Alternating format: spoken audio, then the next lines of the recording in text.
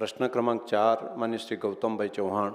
માનનીય અધ્યક્ષશ્રી, માનવ કલ્યાણ યોજના હેઠળ 717 અરજી નામંજૂર કરવામાં આવી છે. નામંજૂર કરવાના કારણો શું છે એ જાણવા માગું છું. માન્ય અધ્યક્ષશ્રી, મોરબી જિલ્લામાં જે અરજીઓ નામંજૂર કરવામાં આવી છે એ તારીખ 1/1/2025થી તારીખ 31/12/2025 સુધીના સમયગાળામાં મોરબી જિલ્લામાં માનવ કલ્યાણ યોજના અન્વયે 604 અરજીઓ નામંજૂર કરવામાં આવેલ છે.